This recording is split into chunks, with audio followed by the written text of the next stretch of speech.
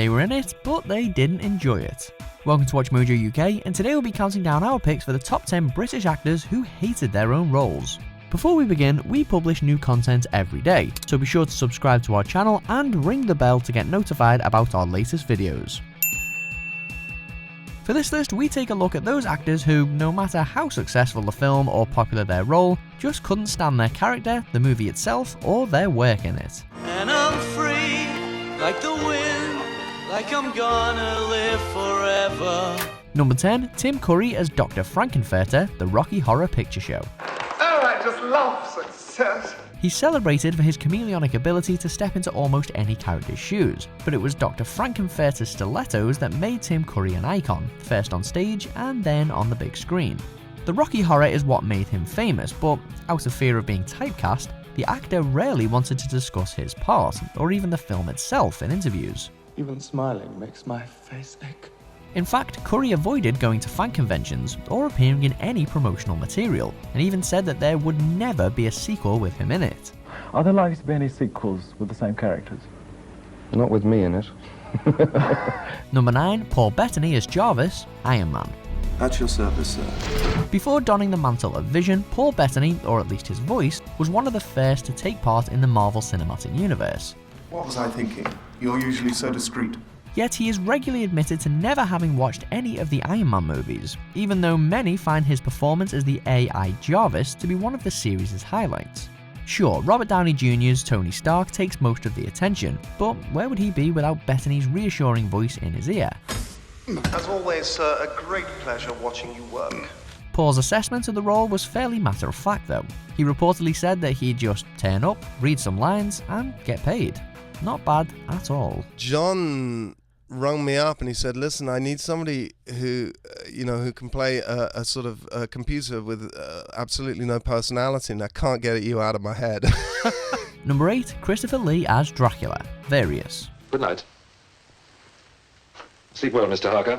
It's the role that made him famous and created the archetype for any depiction of vampires in the decades to follow.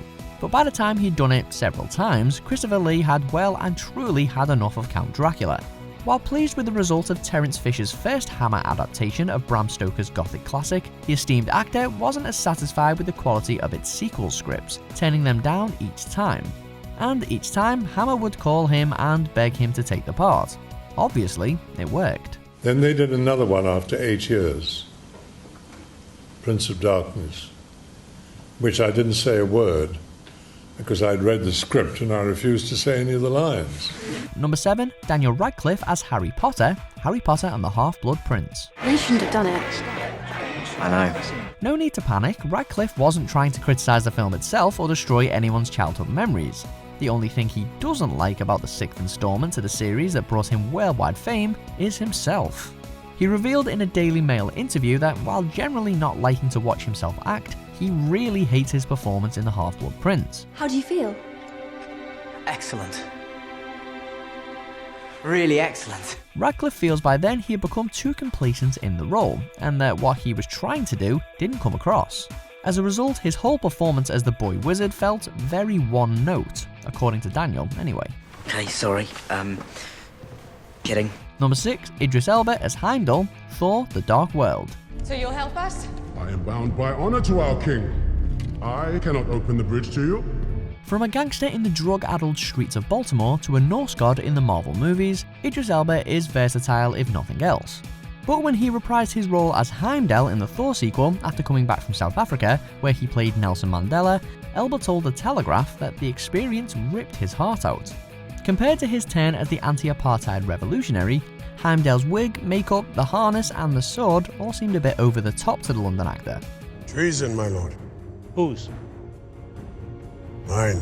Number 5, Anthony Hopkins as Hannibal Lecter, Hannibal and Red Dragon. A census taker once tried to test me.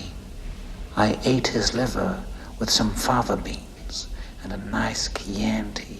Let's be clear, Sir Anthony Hopkins likes the sounds of lambs, no matter the fact that nobody will let him eat a plate of fava beans or drink a nice Chianti in peace anymore.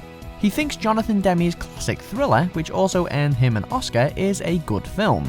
However, the actor isn't anywhere near as positive about the sequel or prequel. When asked by the Rap if he'd ever reprised the role, he didn't limit himself to a simple no either. Instead, he revealed that he thinks playing Hannibal 3 times was a mistake, and he regrets that decision. I might not have time. I do. I have oodles. Number 4, Bob Hoskins as Mario, Super Mario Bros. Name? Mario. Last name? Mario. Who remembers the Super Mario Bros. Movie? If you don't, then we're very happy for you. A straight-up disaster no matter how you look at it, the film based on the beloved Nintendo character left a bad taste in the mouth for all involved, but especially in that of its protagonist. Ingeniously. Come on.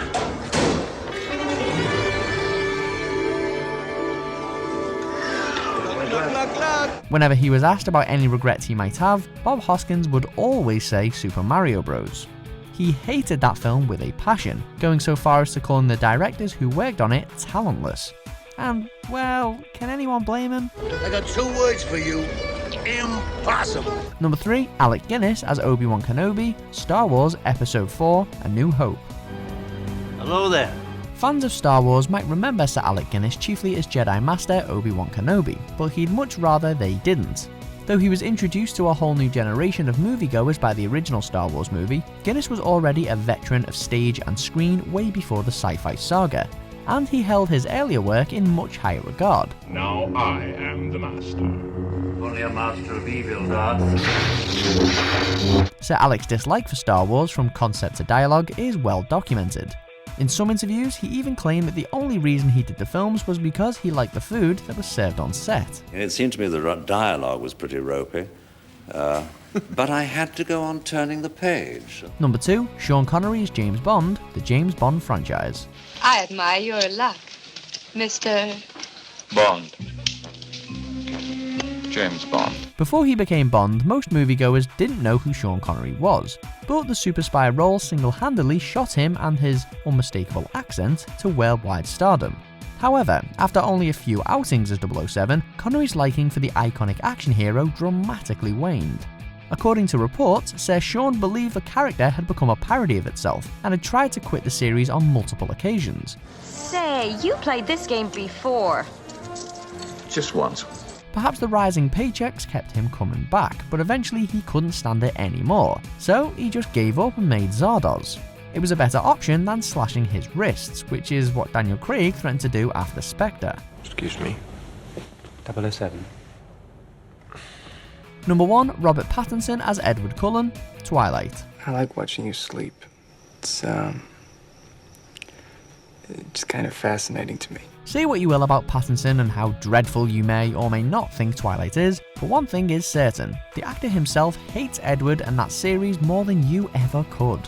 And it's perhaps not all that surprising when he's had to do it for so many years. And since when do vampires like baseball? Well, it's the American pastime.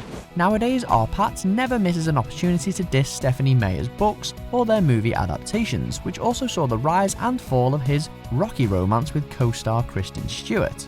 Pattinson has since then put some distance between himself and the sparkling vampire saga, and now often acts in indie and art house productions instead. There's a lot of stuff in the Twilight world that doesn't make any sense.